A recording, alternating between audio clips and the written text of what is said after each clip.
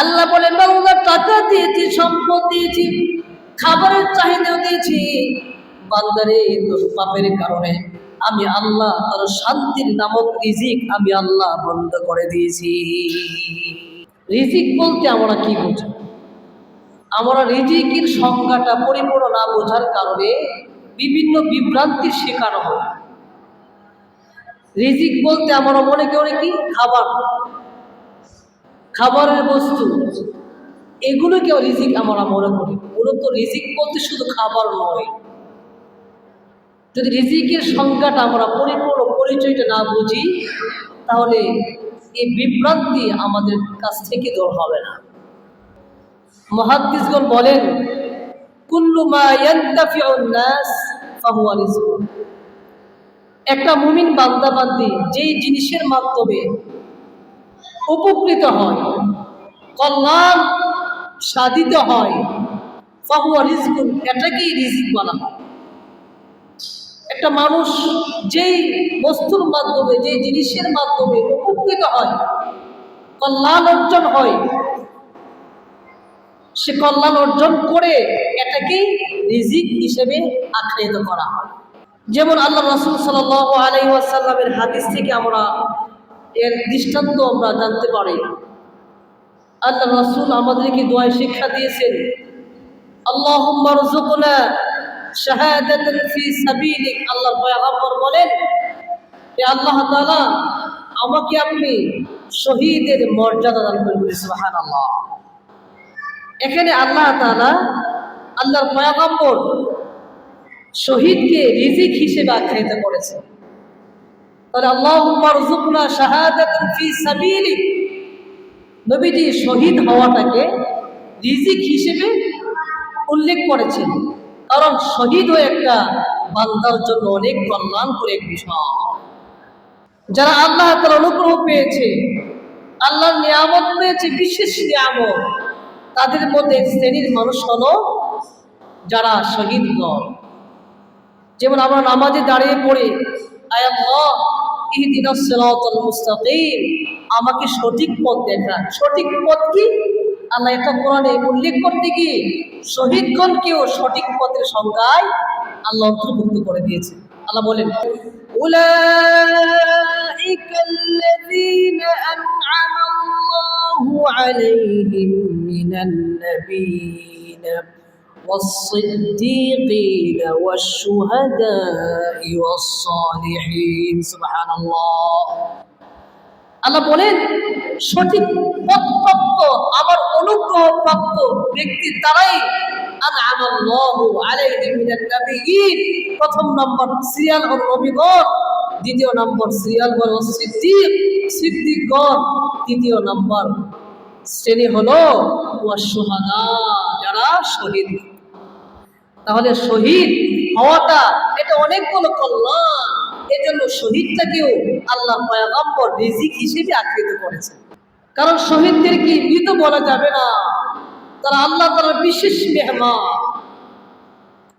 এটাও আল্লাহ তাআলা কোরআনে জানিয়ে দিয়েছে, ওয়ালা তাহসাবান্নাল্লাযীনা কুতিলু ফি সাবিলিল্লাহি আমওয়াতা بل أحياء عند ربهم يرزقون।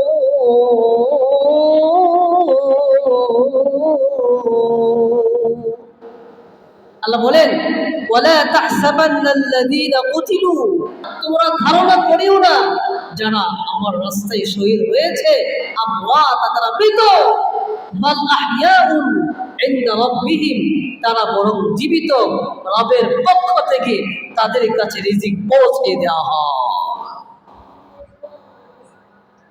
আরেকটা দৃষ্টান্ত আল্লাহ রাসূলের হাদিস থেকে নিতে পারে, রিজিক শুধু খাবার নয়। আল্লাহ রাসূল বলেন, পয়গম্বর বলেন, আল্লাহুম্মা ইন্না নাসআলুকা ইলমান নাফিআ, হে আল্লাহ আমাকে ইলমে নাফি, উপকারী জ্ঞান আমাকে আপনি রিজিক দান করেন। আল্লাহ রাসূল এখানে জ্ঞান অর্জনকে রিজিক বলেছেন। বলি সুবহানাল্লাহ। জ্ঞান কি মানুষ খায় বলেন, না অর্জন করে বলেন? জ্ঞান মানুষ অর্জন করে। এজন্য যদিও জ্ঞান মানুষের খাবারের বিষয় নয়, আল্লাহ রাসূল সাল্লাল্লাহু আলাইহি সাল্লাম জ্ঞানকেও রিজিক হিসেবে আখ্যায়িত করেছেন। এর দ্বারা প্রমাণ হলো মানুষ যে বিষয়ের মাধ্যমে কল্যাণ অর্জন করে, কল্যাণ সাধিত হয়, এটাকেও রিজিক হিসেবে আখ্যায়িত করা হয়। এই ইলম আল্লাহ তাআলার বিশেষ এক নিয়ামত।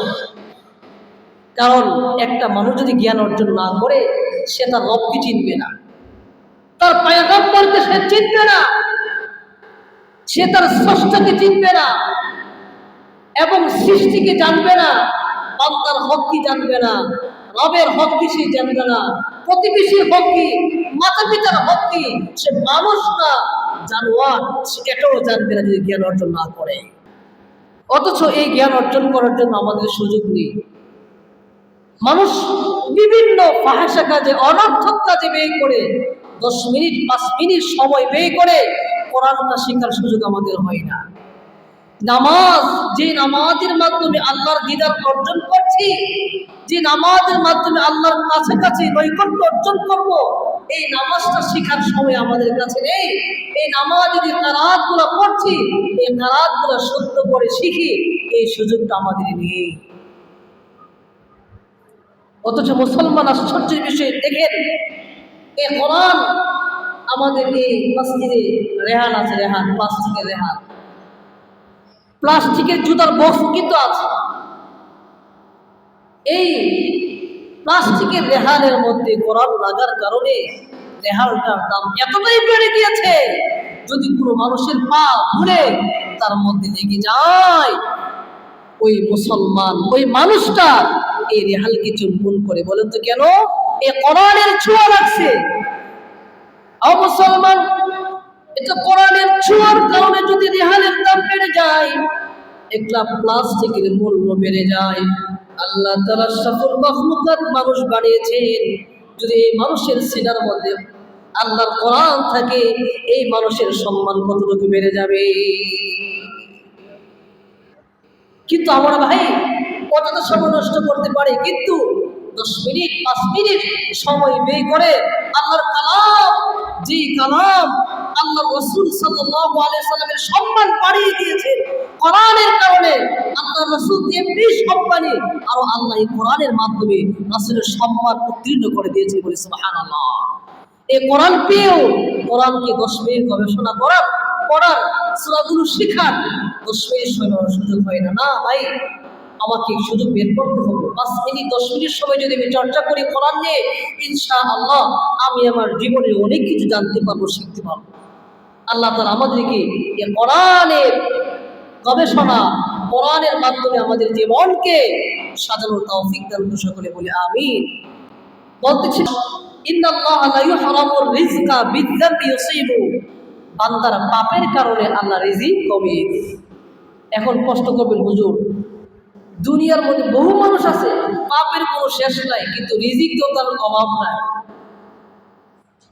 খাবারের অভাব নাই, সম্মানের কমতি নেই, আর পাপের কমতি নেই, তাহলে বিষয়টা কেমন হয়ে গেল? এখানে আমরা রিজিকের সংজ্ঞা বুঝতে ভুল করি। এতক্ষণ এটাই বুঝিয়ে আসছি, বোঝানোর চেষ্টা করছি, রিজিক বলতে শুধু খাবার নয়। বুঝেন, একজন মানুষ অনেক টাকার মালিক, আল্লাহ যথেষ্ট পরিমাণ টাকা তাকে অর্থায়ন দিয়েছে, কিন্তু অসুস্থ, রোগের শেষ নাই, রাত্রে সে ঘুমাতে পারে না। বস্তির মানুষ ফুটপাতে যে পড়ে আছে, সে যে সন্ধ্যায় ঘুমিয়েছে, ফজর আজান হয়েছে, তার ঘুম ভাঙছে, আর জাজিমের মধ্যে বিছানায় এসি এয়ার কন্ডিশন ফিট করে ঘুমাচ্ছে, ট্যাবলেট খেয়ে ঘুমাতে পারছে না।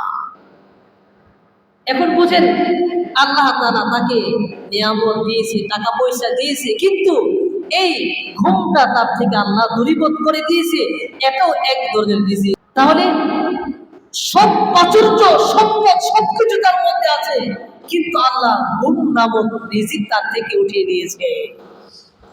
আরেক দিক দেখবেন, আরেক ভাই, আল্লাহ তাকে অনেক সম্পদ দিয়েছেন, সে ইচ্ছে করলে দৈনিক একটা গরু জবাই করতে পারবে, 3 বেলা 3টা গরু জবাই করে খাইলেও তার কমবে না, এত টাকা পয়সা আল্লাহ দিয়েছে, কিন্তু সে পাপ করে, অন্যায় করে, আল্লাহ তাআলা এই বান্দাকে টাকা পয়সা দিয়েছে ঠিক, কিন্তু রিজিক অন্য দিক দিয়ে কমিয়ে দিয়েছে। কিভাবে? সে গরুর গোশত খেতে পারে না। গরুর গোশত, খাসির গোশত সামনে আসতে বমি আসে, তাকে কি খেতে হয়? ভাতের মার খেতে হয়, রুটি খেতে হয়। গোশত খাওয়া ডাক্তার তাকে একদম নিষিদ্ধ করে দিয়েছে। তাহলে বোঝা গেল আল্লাহ তাআলা সম্পদ পেয়েছে, কিন্তু নাফরমানি করার কারণে আল্লাহ অন্য দিক দিয়ে তার খাবারের রিজিকটা আল্লাহ কমিয়ে দিয়েছে। খুব সূক্ষ্ম বিষয়, এগুলো বুঝতে হবে। আরেকজন আল্লাহর বান্দা, তার টাকা পয়সা অনেক আছে, তার ঘুমও ঠিক মতো হয়, খাবার রুচিও কম না, যথেষ্ট রুচি আছে, কিন্তু সে পাপ করে। পাপ করার কারণে আল্লাহ তাআলা তাকে অন্য দিকটা রিজিক কমিয়ে দিয়েছে। সেটা হলো বান্দা যখন তার ফ্যামিলিতে যায়, স্বামী স্ত্রী ঝগড়া, বৎসরের পর বৎসর চলে যায়, স্বামী স্ত্রীর দিকে তাকা না, স্ত্রী স্বামীর দিকে তাকা না। যেমন জাহান্নামের একটা গর্ত, নাউজুবিল্লাহ বলে। আল্লাহ বলে, বান্দা টাকা দিয়েছি, সম্পদ দিয়েছি, খাবারের চাহিদা দিয়েছি, বান্দারে তোর পাপের কারণে আমি আল্লাহ তার শান্তির নামক রিজিক আমি আল্লাহ বন্ধ করে দিয়েছি। এজন্য ভাই, এই গুনাহের কারণে আমার মালিক আমাদের প্রতি সন্তুষ্ট হয়ে যায়।